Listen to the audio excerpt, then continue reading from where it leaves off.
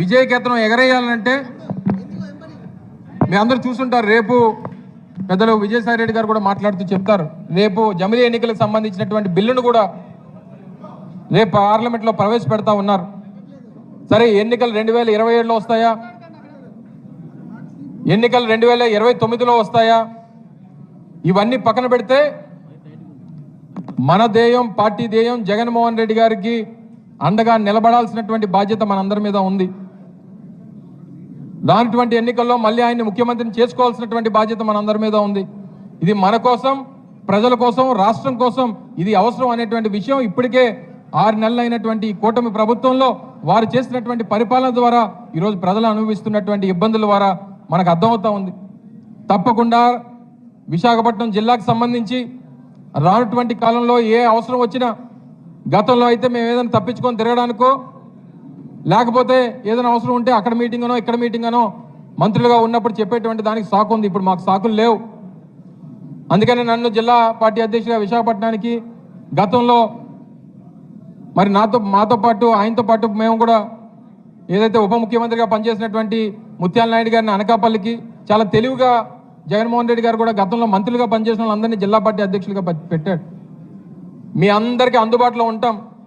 ఏ కష్టం వచ్చినా, ఏ ఇబ్బంది వచ్చినా, ఏ అవసరం వచ్చినా మీకు తోడుగా ఉంటాం. చాలా సందర్భాల్లో ఎందుకంటే ఇది మా బాధ్యత. ఎందుకంటే అధికారం వచ్చినప్పుడు మంత్రులుగా పదవులు అనిపించి అధికారం పోయిన తర్వాత మాకు అవసరం లేదు, మేము వెళ్ళిపోతాం, మాకు వేరే పనులు ఉన్నాయి, మాకు కాలేజీలు ఉన్నాయి, మాకు ఇంకోటి ఉన్నాయి, మా పిల్లలు పెళ్లి చేయాలని చెప్పి మాకు ఆ బాధ్యతలు లేవు, మాకు అవసరాలు లేవు. ఎందుకనంటే రాజకీయాల పట్ల, ప్రజాసేవ పట్ల, ప్రజల తాలూకు ఆకాంక్షల పట్ల, ఈ ప్రాంతాల అభివృద్ధి పట్ల వాటి మీద ప్రేమతో ఈ ప్రాంతానికి అభివృద్ధి చేయాలనేటువంటి ఒకే ఒక ధ్యేయంతో ప్రజల పక్షాన్ని నిలబడాలని చెప్పి రాజకీయాల్లోకి వచ్చినటువంటి వ్యక్తులం.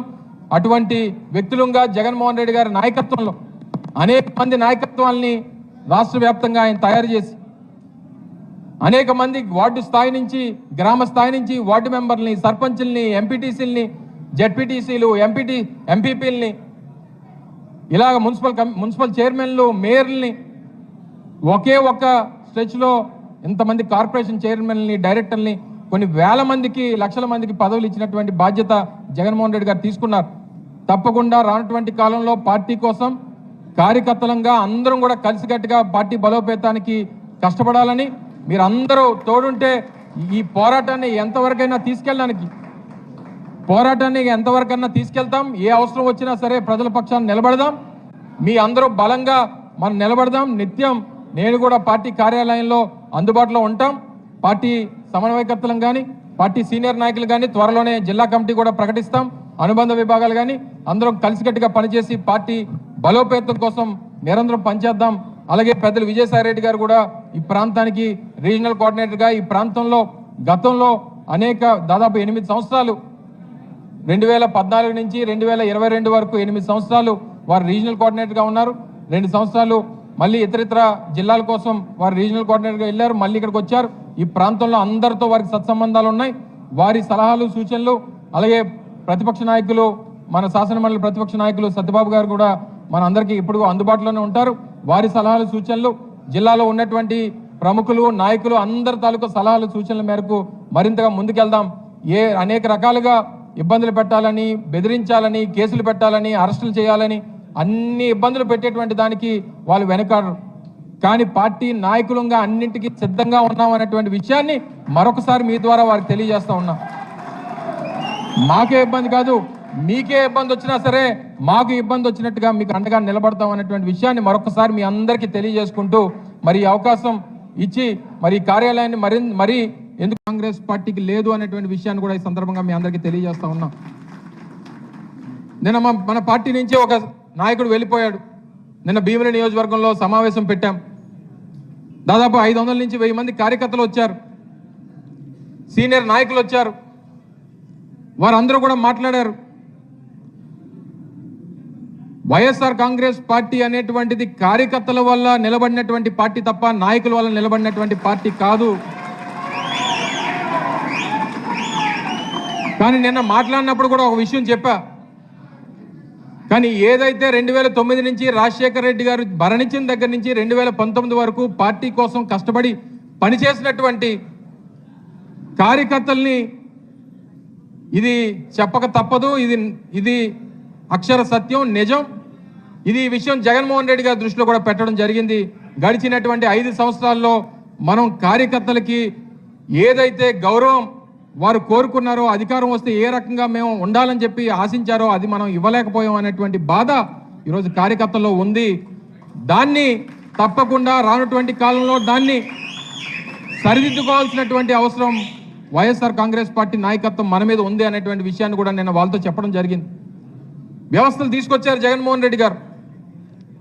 రాష్ట్రంలో 75 సంవత్సరాలు స్వతంత్రం వచ్చిన తర్వాత, దేశంలో స్వతంత్రం వచ్చిన తర్వాత ఈ రాష్ట్రంలో జగన్మోహన్ రెడ్డి గారు తీసుకొచ్చినటువంటి మార్పులు బహుశా నాకు తెలిసి ఈ రాష్ట్రంలో ఏ ముఖ్యమంత్రి కూడా తీసుకొని రాలేదు.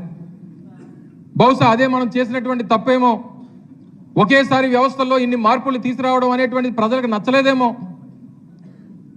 లేదా ఎక్కువ ప్రజలకి సంక్షేమాన్ని అందించేటువంటి ప్రక్రియలో దాదాపు 2,70,000 కోట్ల రూపాయలు పేదలకి సంక్షేమాన్ని అందించాం. మనం 3.5 లక్షల కోట్ల పైచీలకు అప్పులు చేశాం. మన ప్రభుత్వంలో 2,70,000 కోట్ల రూపాయలు సంక్షేమాన్ని అందించాం.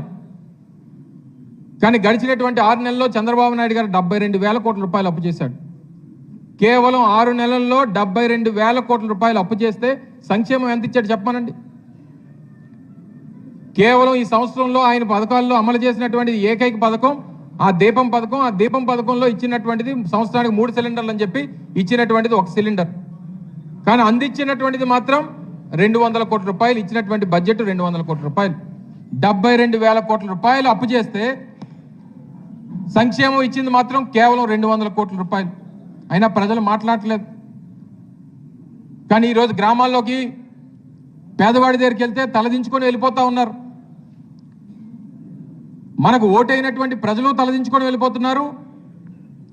ఓటేయించుకొని అధికారం వచ్చినటువంటి ఆ నాయకులు తలదించుకొని వెళ్ళిపోతున్నారు. తలెత్తుకొని తిరిగేటటువంటిది కేవలం వైఎస్ఆర్ కాంగ్రెస్ పార్టీ కార్యకర్తలు మాత్రమే ఈరోజు రాష్ట్రంలో తలెత్తుకొని తిరుగుతూ ఉన్నారంటే మేము మంచి చేశాం, ఓడిపోయి ఉండొచ్చు, కానీ ఎవరికి చెడు చేయలేదు. ఈ రాష్ట్రంలో ఎవరైనా, ఈ రాష్ట్రంలో మన ప్రభుత్వంలో నష్టపోయిందంటూ ఎవరన్నా ఉన్నారంటే కేవలం మన పార్టీ కార్యకర్తలే తప్ప ప్రజలు ఎవరూ లేరు అనేటువంటి విషయాన్ని ఈ సందర్భంగా చెప్పక తప్పదు. ఇది వాస్తవం. ఇది పార్టీగా మనం తెలుసుకోకపోతే రేపు అధికారంలోకి రావడం, జగన్మోహన్ రెడ్డి గారిని అధికార పీఠం మీద కూర్చోబెట్టాల్సినటువంటి బాధ్యత మళ్ళీ రాష్ట్రంలో పార్టీ కార్యకర్తలది తప్ప నాయకులు, ప్రజలు తప్పకుండా రానటువంటి కాలంలో వాస్తవంగా ఉన్నటువంటి 26 జిల్లాల్లో మనం వచ్చినటువంటి ఫలితాలు చూస్తే అత్యంత నష్టపోయినటువంటిది, ఎక్కువ నష్టపోయినటువంటిది పార్టీ విశాఖపట్నం జిల్లాలోనే.